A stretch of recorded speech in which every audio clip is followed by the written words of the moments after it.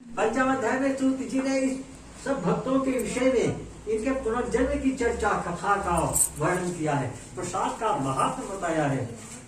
कहा प्राचीन काल में उनका का एक राजा था, धर्मात्मा था, बन जाता है बहुत से बने बनैले पशुओं का संहार। देखो क्या सुनाया आपने, धर्मात्मा था फिर हत्या कर दी।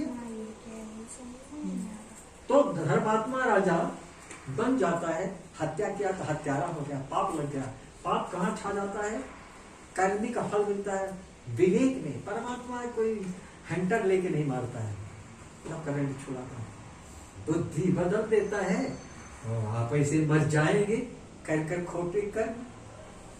मारने की आवश्यकता भी ना मारे, मर जाएगा अपराधी। तो वो भगवान उसकी बुद्धि, पाप छा गया उसकी बुद्धि में जीवों का हत्या करने से। एवं परमात्मा सब जीवों का अंतःकरण में है।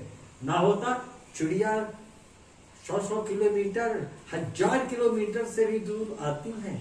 1000 कहाँ जयपुर वगैरह में आती हैं, देखा हाँ, विदेश से आती हैं चिड़िया करके। तो वो जो है हर जीव के बच्चे हैं, घर है, बिना घर के कोई नहीं रहता। चींटी भी अपने घर में रहती, सर्प भी अपने बिल में रहता। तो देखो राजा जो है गलती के कारण उसकी अशद बुद्धि हुई, पाप छा गया, बुरे कर्म करेगा। आगे जाके देखता है बट वृक्ष के नीचे नारायण का दरबार लगा था, कथा हो रही थी, वहां भाग नहीं लिया। ग्वाल वालों ने प्रसाद भी दिया, उसका भी त्याग किया, चला जाता अपने नगर को।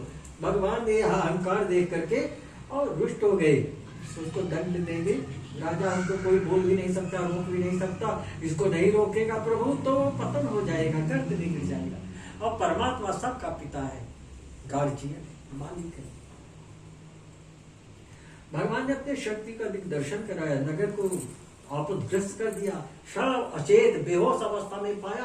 राजा की बुद्धि जो दूषित थी, अभी अपने आप को सबसे बड़ा मानता था, तब बनाने वाले को बड़ा बता दिया। फिर वो उसके देखा, ओहो ये तो कोई दैवी प्रकोप है, ये बिना देवता के ऐसा कोई कर ही नहीं सकता है। मुझसे बहुत बड़ी भूल हो गई है जो प्रसाद का त्याग करके आया। मैं वहीं जाऊंगा जहां ग्वाल वालों ने प्रसाद पूजा किया है, वहीं जाऊंगा। जाता है एक त्रिगामी वाहन पर सवार होकर के, वहां पूजन करता है, सबको एकत्रित करता है, पूजन करता है और क्षमा याचना करता है। भगवान मैं राज मद के कारण, मुझे एक ऐसा नशा सवार था जिसके कारण से मुझसे गलती हो गई। राज मद, कितने मद होते हैं, बहुत से होते हैं, को आप लोग जानते हैं। तन मद, धन मद, राज मद, विद्या धन, सब अलग अलग प्रकार के धन होते संप्रदाय। तो राजमद के कारण मैंने आपका अपमान किया, प्रसाद का भूल हो गई, क्षमा करिए प्रभु। भगवान हम भूल जाए मगर वो नहीं भूलता है, हम बदल जाए मगर वो नहीं बदलता है। भगवान ने कहा कि तेरे सामने जो कोई आएगा निश्चय उसके मनोरथ में पूर्ण करूंगा। सन्मुख होए जीव वही जब ही, है ना, चौपाई याद है ना लोगों को। सन्मुख होए जीव वही जब ही, जन्म कोटि अघनाशो तब ही, तत्काल तत्क्षण उसी वक्त मैं उसको अपराध से मुक्त कर देता हूँ। कब? जब मेरे सामने आता है, आते ही सूर्य निकलता है, अंधेरा उसे बन जाता है। जहां पुण्यात्मा है वहां पाप का बह जाएगा उसके आवेश में। तो राजा जब प्रभु से प्रार्थना किया, भगवान की कृपा हुई, राजा प्रसाद खा के नगर को जाता है, सब कुछ सुरक्षित पाया। राजा ने भी उत्तम व्रत को किया। हर पूर्णिमा में संतान के प्रति जो व्रत किया जाता है वो पूर्णिमा का होता है। अतः राजा प्रजा पालक है, इसलिए वो सबके कल्याण के लिए पूर्णिमा का व्रत किया। कथा में सबसे पहले सतानंद जी की कथा थी, ये 5 भक्तों की थी, 5 अध्याय में है।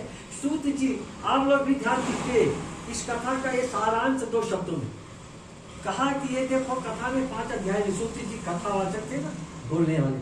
श्रोतागणों के बीच में कहा सावधान हो, ये कथा का समापन हो रहा है, कोई सो गया हो या ध्यान दूसरी जगह हो तो आ जाए, मूल्यवान चीज है, इतना भी ध्यान रखेगा बहुत हो जाएगा। कहा 5 चीजें ध्यान रखिए। 5 भक्त हैं, सब इनके पुनर्जन्म की कथा बता दिया है कि सबसे पहले कथा में जो थे सदानंद, दूसरे जन्म में कृष्ण जी से मैत्री करते हैं, मोक्ष पाते हैं। लकड़हारा गंगा के तट का, वहां भी सेवा किया। तीसरा राजा दूसरे जन्म में राजा हुआ, दशरथ जी नाम थे, जहाँ 4 रूप में अवतरित होना पड़ा। राम लक्ष्मण भरत शत्रुघ्न चारों भाइयों का आना पड़ा, शक्तियों। और चौथा वो वैश्य है, दूसरे जन्म में व्यापारी, बड़ा भारी दानी हुआ, नौरध्वज नाम से जाना गया, बड़ी कठिन परीक्षा थी उसकी। और 5वां तुंगध्वज राजा जिसकी कथा चल रही। इन 5 हैं और 5 पात्र हैं। और तो कहा कि ये जो है दूसरे जन्म में ये उनके बारे में बताया। जो प्रसाद का विषय में कहा, प्रसाद का अपमान नहीं करना चाहिए। कलावती ने प्रसाद का त्याग किया और उसको इतनी आपदग्रस्त प्रसाद का महत्व घट गया। तो प्रसाद का तो कहा है कि ये 5 बातें ध्यान रखना 5 अध्याय की। मनसा 5 चीजें ये भी होती हैं, मनसा वाचा कर्मणा श्रद्धा एवं विश्वास। श्रद्धा विश्वास पूर्वक मन वचन कर्म से, मनसा वाचा कर्मणा श्रद्धा विश्वास हो, निश्चित वो परमात्मा के बहुत करीब में है और परमात्मा उसके साथ में है, हर क्षण रहेगा।